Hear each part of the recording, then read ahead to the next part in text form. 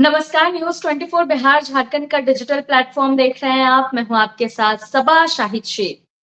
बिहार में ये साल चुनावी साल, जिसे लेकर तमाम राजनीतिक दल ने अपनी-अपनी तैयारियां तेज कर दी हैं और सब कहीं न कहीं जातीय समीकरण को साधने में लगे हुए हैं। ऐसे में बड़ा सवाल ये भी उठता है कि जो दलित फैक्टर है, यानी कि जो दलित वोट बैंक है, वो बिहार में किसका रुख करेंगे इस साल होने वाले विधानसभा चुनाव में।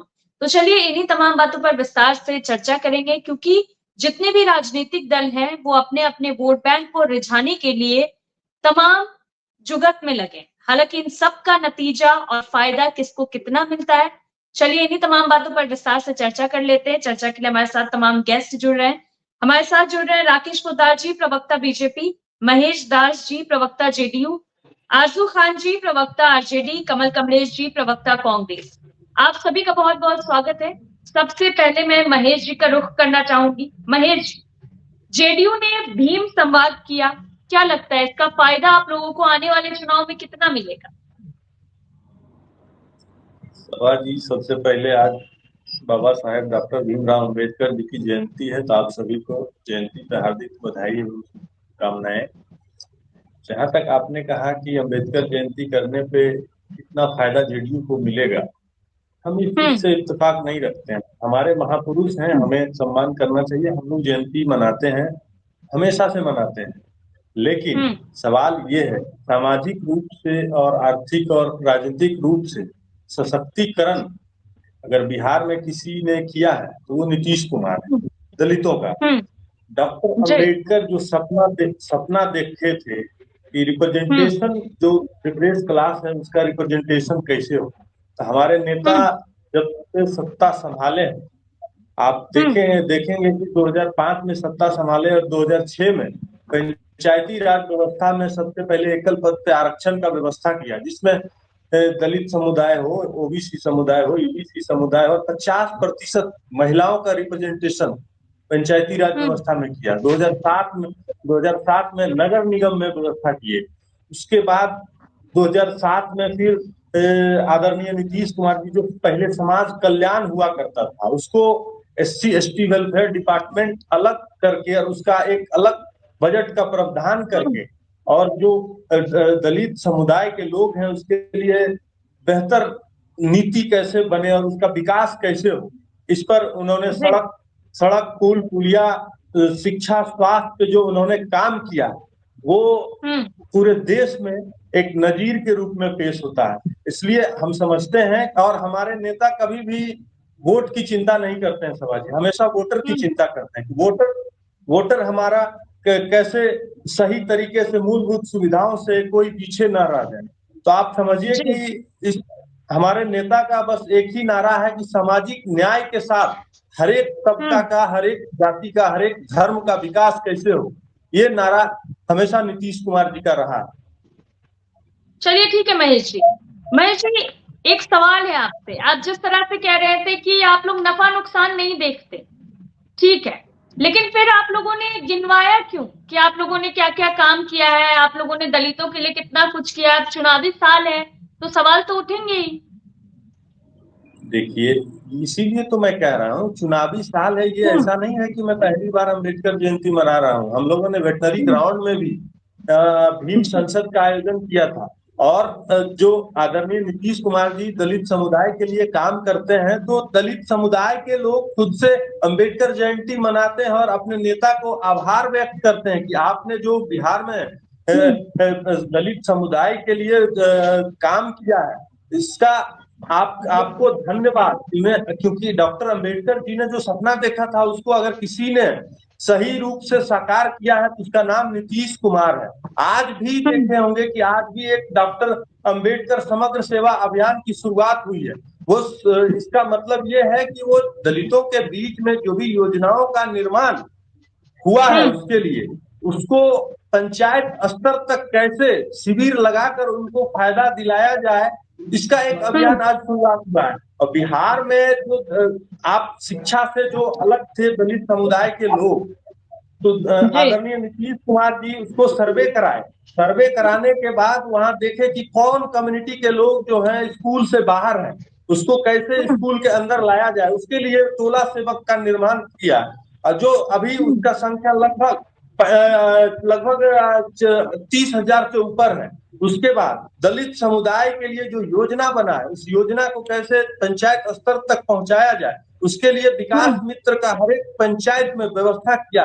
तो आप समझिए कि दलित समुदाय के लिए कितना आदरणीय नीतीश कुमार जी ने काम किया है। उसके बाद एक और आपको बहुत महत्वपूर्ण बात बताता हूँ कि जब जी। भी आपका ये स्वतंत्रता दिवस और गणतंत्रता दिवस होता है, तो एक दलित मोहल्ले में उसको ऑर्गेनाइज किया जाता है, और उस समुदाय का और उस जो मोहल्ले का सबसे बुजुर्ग लोग होता है, वो झंडोत्तोलन करते हैं। वहां मुख्यमंत्री हो या चीफ सेक्रेटरी हो या डीजीपी हो, सभी लोग वहां खड़े होते हैं, अफसर के जितने भी बड़े पदाधिकारी होते हैं वहां खड़े होते हैं, एवं मुख्यमंत्री जी सहित वहां खड़े होते हैं, और वो दलित समुदाय के लोग जो सबसे बुजुर्ग होता है वो झंडोत्तोलन करता है, और सभी लोग उनके सलाम उनको सलाम करते हैं। तो आप समझिए कि दलितों के स्वाभिमान के लिए और सम्मान के लिए आदरणीय नीतीश कुमार जी ने जो काम किया है, इसके लिए पूरा दलित समुदाय इनके लिए एकजुट और एक मुस्त होके 2025 में पूरी मजबूती के साथ आदरणीय नीतीश कुमार जी के साथ खड़े हैं। चलिए ठीक है महेश जी, फिर आपका रुख करेंगे। सीधे रुख करना चाहूंगी आरजू खान जी का। आरजू जी, जिस तरह से महेश जी बता रहे हैं उससे तो साफ साफ यही लगता है कि दलित समाज के लिए सीएम नीतीश कुमार ने बहुत काम किया है। तो फिर ऐसे में आप लोगों को लगता है कि जो दलित है वो आप लोगों का रुख करेंगे बिहार में आने वाले चुनाव में? देखिए, सबसे पहले बेसिक स्ट्रक्चर देखा जाता है। देश के लिए दलित, पिछड़ा, अति पिछड़ा, अकलियत, जितने भी लोग हैं सब लोग जरूरी हैं, सबसे पहले ये जानना। और आप, ये राजनीति वोट की नहीं होनी चाहिए इस पे। जो भी समाज के विचारधारा से, सामाजिक छुआछूत से, भेदभाव से जो लोग भी दूर रह गए हैं उनको मुख्य धारा में लाने के लिए अति पिछड़ों को आरक्षण देने का काम किया जाता है। लेकिन क्या हुआ, अभी कुछ दिन पहले देखा आपने कि एग्रीकल्चर रिक्वायरमेंट बोर्ड का बहाली निकला था। उसमें एकदम साफ लफ्जों में लिखा था कि जो आरक्षण जिनको मिलता है, जो दलित पिछड़ों को जो आरक्षण मिलता है, वो इसमें अलाउड नहीं होगा। तो आरक्षण चोर कौन है? भारतीय जनता पार्टी और खुद जो प्रदेश के मुख्यमंत्री आदरणीय नीतीश कुमार जी। तो ये कह देना कि बहुत कुछ किया है, और मैं ये सारा एविडेंस दिखाता हूँ। उत्तर प्रदेश में जो सुप्रीम कोर्ट में जाके पंचायती राज व्यवस्था का जो आरक्षण था उसको जाके लटका दिए थे, फिर से ठीक है, जवाब दे दीजिए। हमारे नेता नौकरी के नाम पे जमीन नहीं लिखवाते हैं। 43 बीघा जमीन जवाब दे देंगे आपसे महेश जी, जवाब बदतमीजी करनी है तो आप बोल सकते हैं, नहीं तो आपसे मैं ज्यादा बोलता हूँ और तेज और ऊंची आवाज में बोलता हूँ। मत करिए आपका मैंने जब काम हुआ, अरे सुनो अरे मानववादी सामंतवादी विचारधारा से ओतप्रोत आरएसएस की गोद में बैठने वालों, मंचा पाठ के मानने वालों, गोलवलकर के वंशजों, हमको उदाहरण देंगे? शर्म नहीं आती है? भारतीय जनता पार्टी आरएसएस के गोद में बैठने वाले जनता दल यूनाइटेड आप हमको बताओगे दलितों के बारे में, पिछड़ों के बारे में आप बताओगे? किसके समय में हुआ है? लक्ष्मणपुर बातें किसके समय में हुआ है, आपको पता भी है? महेश जी को म्यूट किया जाए। ठीक है, सीधे रुख करना चाहूंगी राकेश पोद्दार जी का। राकेश जी, क्या लगता है एनडीए को चुनेंगे दलित समाज या फिर महागठबंधन की तरफ अपना रुख करेंगे? देखिए सभा जी, जब भी इस देश में जरूरत हुई और जरूरत के साथ हम लोगों ने लगातार बाबा साहब अम्बेडकर के संविधान को, बाबा साहब के चले हुए विचारों को लेके चलने का काम किसी ने किया तो भारतीय जनता पार्टी ने किया, एनडीए ने किया। लगातार आप देख सकते हैं 1990 में जब भी बाबा साहब ने जो आरक्षण की बात कही तो आज महागठबंधन के लोग बैठे, कांग्रेस के लोग बैठे, 40 साल लग गया था। 1990 में आरक्षण का समर्थन किसी ने किया तो भारतीय जनता पार्टी ने 89 सांसदों को देकर समर्थन किया। बिहार में कर्पूरी ठाकुर जी की सरकार थी, उसमें वित्त मंत्री कैलाशपति मिश्र जी थे। उस समय में जब आरक्षण ओबीसी को देने की बात आई तो हम लोगों ने उस समय भी कर्पूरी ठाकुर जी को समर्थन देकर, सरकार में समर्थन देकर हम लोगों ने आरक्षण का समर्थन किया। और आप इस सदी की बात करें तो जब देश में जरूरत पड़ी आरक्षण की तो 10% स्वर्णों का आरक्षण किसी ने दिया? देश के प्रधानमंत्री नरेंद्र मोदी जी ने दिया हमेशा। और बात रही बाबा साहब की, बाबा साहब के लिए जो महागठबंधन के लोग बैठे हैं, सपा जी, एक भी तस्वीर ना लोकसभा के अंदर ना राज्यसभा के अंदर किसी गैलरी में उनकी तस्वीर तक नहीं लगी थी। और आज वो कहते हैं बाबा साहब के विचारों को हमने चला, बाबा साहब के विचारों को, संविधान को लेके हम लोगों ने चला। उसके बाद नए संसद भवन बने, उसमें हमने बाबा साहब अम्बेडकर की तस्वीर लगवाई और महापुरुषों के रूप में, यानी हम अगर देवी देवताओं को पूछते हैं तो आने वाला जो पीढ़ी हमारा है, आने वाले जो बच्चे हैं, उनको हम लोग बताने का काम कर रहे हैं कि बाबा साहब अम्बेडकर ने संविधान कैसे लिखा, इनके विचार क्या थे, उस पर हम लोग काम कर रहे हैं। रही बात 5 तीर्थ की बात, चाहे उनकी जन्मस्थली हो, चाहे जहां उन्होंने जहां देहांत हुई, सभी जगह को 5 तीर्थ बनाने का काम किया। अगर हम लोग अपने धर्म के हिसाब से सभी लोग तीर्थ स्थान पे जाते हैं, उसी तरह हम लोग ने बाबा साहब के जन्म स्थान से लेकर मृत्यु स्थान तक, और जहां जहां भी वो पढ़े हैं, जहां भी जगह, चाहे विदेश हो चाहे कहीं भी हो, वहां पे हम लोग ने लगातार वहां पे तीर्थ स्थान बनाने का काम किया। तो रही बाबा साहब के विचारों, आज बाबा साहब के विचारों की बात कही, हमारे अभी जरूर बिहार करेंगे, के आप कभी जाइए। बिहार के सभा जी, बिहार के अभी मंत्री जो हैं जनक राम जी हैं इस विभाग के, उन्होंने माननीय नीतीश कुमार जी से मांग की कि बिहार में छात्रवृत्ति के साथ साथ महिलाओं को आवास दिया जाए, छात्रा आवास दिया जाए। तो उसमें नीतीश कुमार जी ने अभी कैबिनेट में उन्होंने प्रस्तुत की। और उसके बाद हम छात्रवृत्ति की बात करें, 2023 और 24 में लगभग 56 लाख बच्चों ने छात्रवृत्ति का फायदा लिया, 619 करोड़ रुपया बिहार सरकार ने खर्च करने का काम किया। 2025 की बात करें, लगभग 33 लाख बच्चों ने इसका लाभ लिया, 350 करोड़ रुपया इस पे माननीय मुख्यमंत्री जी ने खर्च किया। तो रही बात अनुसूचित जाति जनजाति, उस पर भी हम लोगों ने लगातार काम किया। और एक बात मैं लगातार बोल रहा हूँ कि मैं आरजू खान जी से बार बार कह रहा तो मर्यादा में बोला करे, आरएसएस चोर नहीं है। आरएसएस की बात करनी हो, आरएसएस के विचारों को हो तो आप विचार, आपके विचारों पे मैं कभी चोर नहीं बोलता हूँ, आपके विचारों को हम कभी हनन की बात नहीं करता हूँ। हमारा विचार आपका विचार नहीं मिल रहा है तो अलग की बात है, लेकिन मर्यादा में बोले, कोई चोर नहीं है, कोई आतंकवादी नहीं है, हम इसी देश के नागरिक हैं। हमारा विचार आपके विचार नहीं मिल रहे। लालू जी के विचार अलग है, लालू जी के विचार इतने अच्छे थे कि वो जो 74 में 75 में जयप्रकाश नारायण जी के आंदोलन हुआ, उसी कांग्रेस के खिलाफ उनके साथ चले गए थे, उनके विचारों से नहीं। और आरक्षण की बात करें, 14% यादव है बिहार के अंदर। अब बताइए, 14% यादव थी, 15 साल इन्होंने सरकार चलाया, कितने यादवों को आरक्षण के माध्यम से आगे बढ़ाया? 7-8 लोग, 14% में 8 लोग इनके घर के ही सदस्य जो है आरक्षण का लाभ लिया है। तो इसमें आरजू खान जी ना बोले, अच्छा तो मर्यादा में बोले। हम तो इनसे विनती बार बार करते हैं कि मर्यादा में रहें, मर्यादा में। आपका लोकतंत्र है, आपका मौलिक अधिकार है, आप विपक्ष के नेता हैं, आपका मौलिक अधिकार है, आप पूछिए हमसे सवाल, हम उसका जवाब देंगे, लेकिन मर्यादा में दें। इन्हें विनती के साथ दी सवाल। चलिए ठीक है राकेश जी। जी आरजू जी, अनम्यूट कर लीजिए आरजू जी। सबसे पहले तो मैं ये कहना चाहूंगा कि जो भारतीय जनता पार्टी के हमारे आदरणीय प्रवक्ता जी हैं, ये अम्बेडकर अम्बेडकर अम्बेडकर जिस तरीके से ये बार बार कह रहे थे, इसी तरह से लोकसभा में कौन कह रहा था? देश के आदरणीय गृह मंत्री अमित शाह जी। किस तरीके से अपमान किया? पहले आप अम्बेडकर वादियों से और अम्बेडकर जी से पहले आप माफी मांगिए, उसके बाद अम्बेडकर का विरोध किसने किया? आप बात बता रहे थे ना, आपकी हिंदू कोड बिल जब लागू हो रहा था तो उस टाइम किसने? आपकी मदर पेरेंट्स जो पार्टी है, जनसंघ ने इसका विरोध किया था। आप इतिहास में जाइए और इतिहास को अच्छी तरीके से पढ़िए। तलाक के खिलाफ, जो तलाक का जो आधार बताया जा रहा था, उसमें हिंदू कोड बिल में आपने उसका विरोध किया।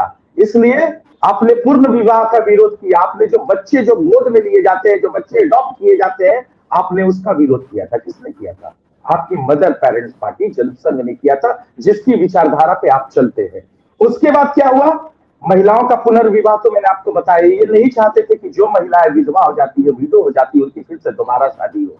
बच्चे जो अनाथ होते हैं, ये नहीं चाहते थे कि उनको कोई गोद में ले ले और उन बच्चों का सहारा बने। और जिन माँ पिता का जिसका गोद सुना है, उसकी गोद फिर से भरा है। और ये हमको जो है प्रवचन देते हैं। श्रम कानून, लेबर जो लॉजेस जो आजकल हो रहा है ना, श्रम कानून का विरोध किसने किया था? इनके जनसंघ और भारतीय जनता पार्टी उस वक्त की थी और आज भी करती है, जो लेबर लॉज की चीजें हैं। श्रम संसाधन, काका कालेकर की रिपोर्ट कब आई थी? काका कालेकर की रिपोर्ट आई, उसको किसने लागू करवाया था? और उसके बाद फिर जो है मंडल कमीशन आया। मंडल कमीशन में आपकी सरकार है ना, 11 सालों से केंद्र में सिर्फ 40 में से सिर्फ 4 मंडल कमीशन के लागू हुए थे। जो 36 जो बच गए हैं, जो 36 जो बिंदुओं पे जो बच गया, उसको कब कौन लागू करेगा? और ये एग्रीकल्चर रिक्वायरमेंट बोर्ड की जब भर्ती हुई है बिहार प्रदेश में, तो उसमें आरक्षण वाले लोगों को क्यों नहीं लिया गया? साफ तौर पे लिख दिया गया कि आरक्षण वाले लोग इसमें वैध है, आरक्षण वाले लोग इसमें नहीं, फॉर्म अप्लाई नहीं कर सकते हैं। भारतीय जनता पार्टी की सरकार है, उत्तर प्रदेश में 8 सालों से शिक्षकों की भर्ती होती है और वहां आरक्षण के खिलाफ होता है। वहां पे जो आरक्षण से जो बच्चे आते हैं, जो आवेदन फॉर्म करना चाहते थे, अप्लाई करना चाहते थे, वो भी मनाही थी, क्योंकि उसमें भी नहीं था, मान्यता नहीं थी, आरक्षण उसमें भी लागू नहीं था। तो आप कितने बड़े हित ऐसी हैं। और बिहार प्रदेश में 65% आरक्षण का दायरा बढ़ के महागठबंधन की सरकार में आया। आपने उसको 90वें अनुच्छेद में क्यों नहीं डाला? आपने क्यों नहीं उसको सिक्योर किया? अगर आप आरक्षण के और दलितों के और महादलितों के अगर इतने ही आपकी पैसी है, तो आपको करना चाहिए 90वीं अनुसूची में। अरे आपने तो आरक्षण का दायरा भी जो महागठबंधन में हुआ था, उसको आपने घटा के कम कर दिया। 12% आरक्षण किसने दिया बिहार प्रदेश में? सबसे पहले कर्पूरी ठाकुर ने दिया। 2% फिर किसने दिया? आदरणीय लालू प्रसाद ने दिया। फिर 4% किसने दिया? आदरणीय राबड़ी देवी ने दिया। और उसके बाद 65% फिर महागठबंधन की सरकार में बढ़ा। और आप ऐसी ऐसी बातें करते हैं, आप इतने बड़े विरोधी थे। और प्रदेश के मुख्यमंत्री आदरणीय जीतन राम मांझी जी, जो आपके कैबिनेट के मंत्री हैं, वो मंदिर में जाते हैं तो मंदिर धोया जाता है। ये किसने किया? भारतीय जनता पार्टी के नेताओं ने किया। तो ये आपका चाल चरित्र है। आप बताना क्या चाहते हैं कि हम विरोधी हैं? सामंतवादी विचारधारा से ओतप्रोत आप, मनुवादी विचारधारा से ओतप्रोत आप इस देश के राष्ट्रपति कोविंद रामनाथ कोविंद जी मंदिर में ना जाना चाहते हैं साउथ में, तो उनके मंदिर की बदली हो जाती है। देश के राष्ट्रपति है, ये आज के मौजूदा हालात है। पहले की तो बातें छोड़िए। जब अम्बेडकर, सुन लीजिए, जब अम्बेडकर जी जब जाते थे, जब बड़े बड़े अधिकारियों के पास जाते थे, तो लोग रुमाल लेके अपने मुंह पे रख लेते थे। वो कौन विचारधारा से ओतप्रोत लोग थे? और आरएसएस को मैं इसलिए बुरा कहता हूं, आरएसएस के मानने वालों ने देश के तिरंगे को मनहूस कहा और खंगालिए कि किसने मनहूस कहा। बंच ऑफ थॉट में उसका जिक्र है, आप उसको भी पढ़ लीजिए। तो इतने सालों तक आरएसएस के मुख्यालय पे जो देश का तिरंगा सब पूरे हिंदुस्तानियों की आन बान और शान है, उसको आपने कई सालों तक, 25-30 सालों तक अपने मुख्यालय पे नहीं फहराया। इसलिए हम आपका विरोध करते हैं, और करना भी चाहिए। आप गोडसे के मानने वाले हैं, आदरणीय देश के राष्ट्रपिता महात्मा गांधी के आप हत्यारे को पूजा, ये आप महिमा वंदन करते हैं। गोडसे को पूछते हैं, गांधी जी को गोली मारते हैं, और करता कौन है? भारतीय जनता पार्टी के नेता करते हैं, और बकायदा उसका वीडियो वायरल करते हैं। इसलिए हमारे आरएसएस की विचारधाराएं नहीं है कि देश में एकता और अखंडता के साथ हिंदू मुसलमान रहे, दलित और पिछड़ा रहे। गांव से बाहर अगर रहने का अधिकार दिया तो किसने दिया? आज अगर किसी दलित और महादलित पिछड़े के चेहरे के ऊपर पेशाब कर दिया गया, तो वो भारतीय जनता पार्टी के बोल रहे। ठीक है, कमल जी भी हमारे साथ बहुत देर से है, तो सीधे उनका रुख करना चाहूंगी, फिर आपके सवालों का जवाब ले लूंगी राकेश जी से। कमल जी, क्या लगता है इस बार आने वाले चुनाव में दलित फैक्टर कितना अहम रहने वाला है?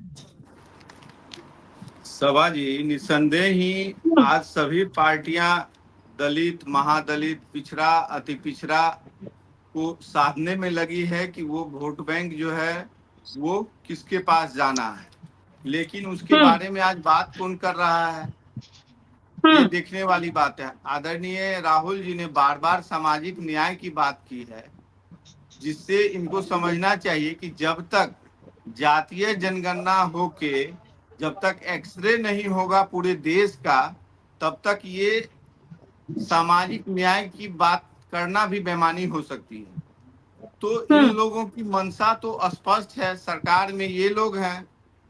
हम लोग बार बार इसको उठा रहे हैं कि जब तक एक्सरे नहीं होगा देश का, तब तक हम लोग सामाजिक, आर्थिक और राजनीतिक न्याय की बात करना बेमानी होगी, जो इन्होंने नहीं अभी तक किया। बिहार में हम लोगों ने मिलके गणना भी करवाया, लेकिन इन लोगों ने उसको 9वीं अनुसूची में नहीं डाल के अभी तक जो है बिहार की जनता को ठगने का प्रयास किया।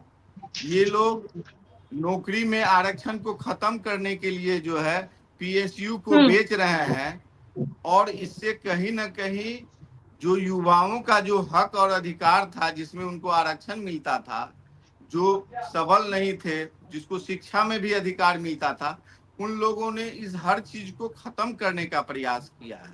इन लोगों ने जल, जंगल और जमीन सबको कॉरपोरेट के हाथों में देकर जो वहां के मूल निवासी थे उनके साथ भी इन लोगों ने धोखा करने का काम किया। तो जो मूल निवासी हैं देश के और बिहार के, उन लोगों ने हमेशा से उसको ठगने का काम किया। इन लोगों ने एक स्कीम लाया था मोदी जी के रीजन में, एम्प्लॉयमेंट लिंक्ड इंसेंटिव करके एक युवाओं को जो है हर साल 1 लाख रुपए का इंसेंटिव देने की बात थी। इसमें बजट का भी प्रावधान किया गया था। लगभग 10,000 करोड़ का बजट जो है वो पैसा जो है वो बजट से में आया, लेकिन पैसे को जो है राशि को वापस कर दिया गया, जिससे इसका फायदा जो है युवाओं को नहीं मिला। तो इनकी ये तो नीति तो बनाते हैं, लेकिन इनकी नीति बनाने की और उसको इम्प्लीमेंट करने की दोनों दो बातें होती है। आदरणीय भीमराव अंबेडकर जी ने भी कहा था कि यदि हम कानून बना भी दें और उसका इम्प्लीमेंटेशन यदि सरकार सही से नहीं करेगी, जो शासन में रह रहे हैं, तो इस संविधान का भी कोई मतलब नहीं है। उसी तरह से ये लोग जो है बार बार जो है छलने का और छलावा देने का काम करते हैं। ये लोग नीति तो बनाते हैं, लेकिन नीति पे कार्य कैसे करना है इन लोगों को शायद नहीं आता है, और अब तक ये बस ऐसे ही चलते आ रहे हैं। और आने वाले विधानसभा चुनाव में जनता इनको जो है कुर्सी पर से उतार के रहेगी। सवाल। चलिए ठीक है कमल जी। राकेश जी, बार बार जनता को कौन छल रहा है, कौन छलावा कर रहा है?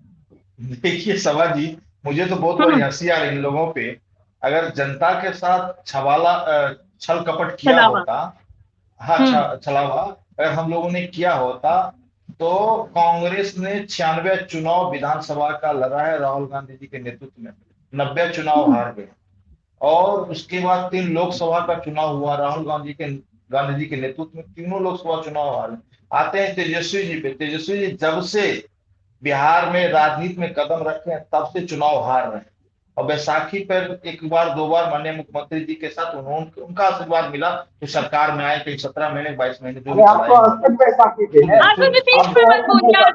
आजू जी बीच में मत बोलिए प्लीज, आपको सुना जाता है, आप भी सुनिए, जवाब ले लेंगे जी राकेश। हाँ, उसके बाद जनता ही मालिक है। जनता के आशीर्वाद से सवाल जी हम लोग काम करते हैं, और लगातार चाहे गुजरात में 6 बार से लगातार विधानसभा का चुनाव जीत रहा हूँ, हरियाणा में हम लोग लगातार 3री बार हुआ, महाराष्ट्र में हुआ, बिहार में लगातार 4 चुनाव हम लोग लगातार जीते हैं, 5वां चुनाव जीतने जा रहे हैं। तो हम लोग काम करते हैं, काम पर विश्वास करते हैं, इन लोगों की बातों पे नहीं। अब रही 9वीं अनुसूची की, बार बार ये बात करते हैं, जनता को गुमराह कर रहे हैं। इनको पता है कि सुप्रीम कोर्ट का आदेश है कि मद्रास के बाद 9वीं अनुसूची में सरकार नहीं डाल सकती। जिसको बात है कि अगर संविधान हमारा कह रहा है, सुप्रीम कोर्ट कह रहा है, तो सरकार कहां से कर पाएगी? सबसे ऊपर सरकार होती है, अर्जुन जी, सरकार होती है। सरकार से ऊपर सुप्रीम कोर्ट है। सुप्रीम कोर्ट में आज आप एक चीज बताइए, मैं पूछना चाहता हूँ, सुनिए आप सुनिए एक बात। हम संविधान की कसम खाते हैं, चाहे लोकसभा के सांसद हो, चाहे राज्यसभा के सांसद हो,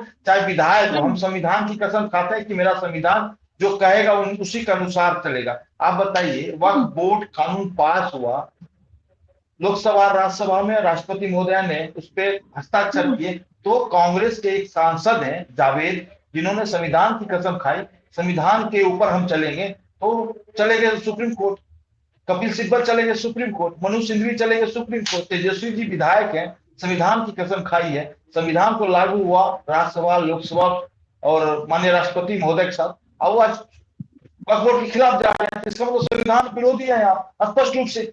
या तो संविधान को मानिए, संविधान को नहीं मानते तो करिए। आप एक बताइए, एक पुलिस है, पुलिस कांस्टेबल हो, चाहे एक चपरासी, उस पर संविधान लागू होता है कि वो व्यक्ति दूसरा काम नहीं कर सकता है अगर सरकार की तनख्वाह ले रहा है। तो आप भी तो सरकार की तनख्वाह ले रहे हैं, तो संविधान के खिलाफ कैसे जाते? रही बात जाति जनगणना पे, जाति जनगणना 17 महीने के कार्यकाल में हुआ, आपके पास ही आएंगे सवाल। जाति जनगणना 17 महीने के कार्यकाल में हुआ, तो राहुल गांधी जी ने प्रश्न उठा दिया। तो आप ही का सरकार था ना उसमें 17 महीने की। वही राहुल गांधी जी जो सुप्रीम कोर्ट के अध्यादेश को लालू जी के खिलाफ आया था, उस अध्यादेश को फाड़ दिया राहुल गांधी जी ने। तो राहुल गांधी जी की मंशा बिल्कुल स्पष्ट रूप से वो अंदर से जानते हैं कि लालू जी चारा चोर हैं, लालू जी भ्रष्टाचार के प्रतीक हैं। राहुल गांधी जानते हैं, अगर नहीं जानते तो सुनिए आप सुनिए। आरक्षण चोर है, आप चलिए ठीक आरक्षण है, चोर है। प्लीज आप दोनों मर्यादा में नहीं, बात आप करिए। भी तो आरक्षण चोर है।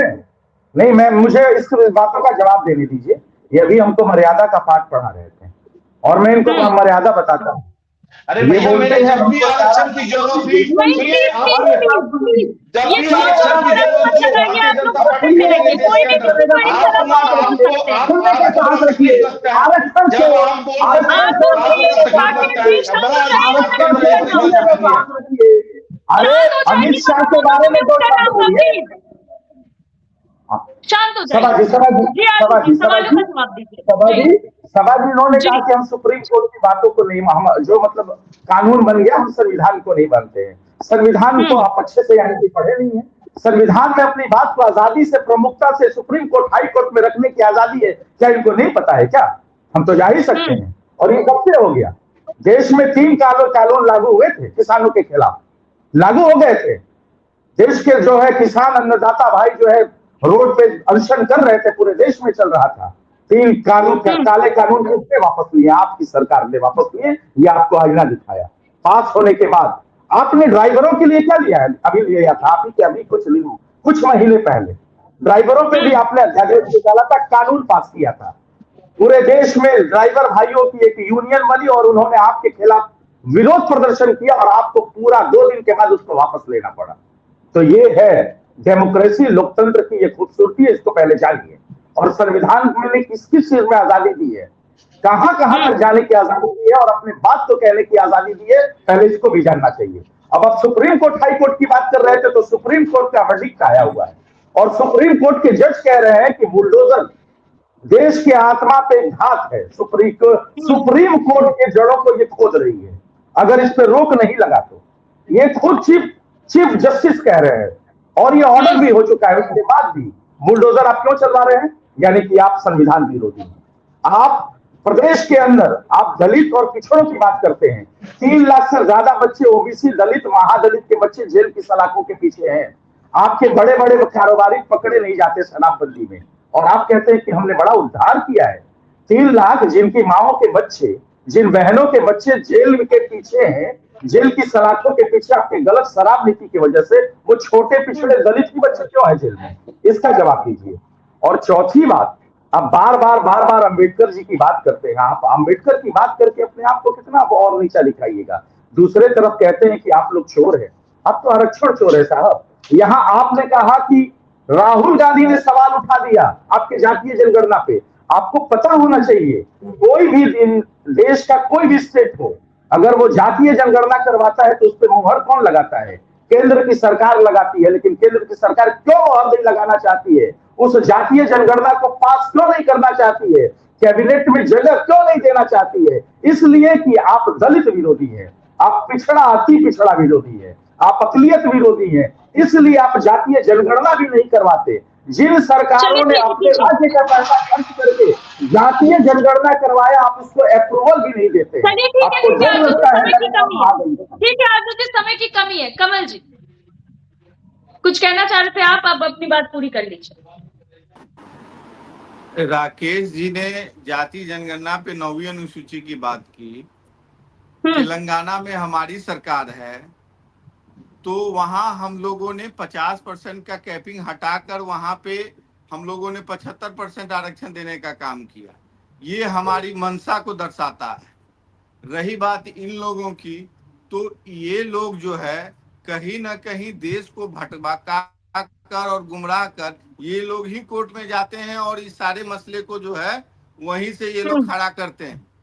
इसमें कहीं ना कहीं देश की जनता और आम जनता जो पिछड़े, अति पिछड़े और आदिवासी हैं वो कहीं ना कहीं पीस रहे हैं इन लोगों के जो भी इनका कार्यशैली है कार्य करने का।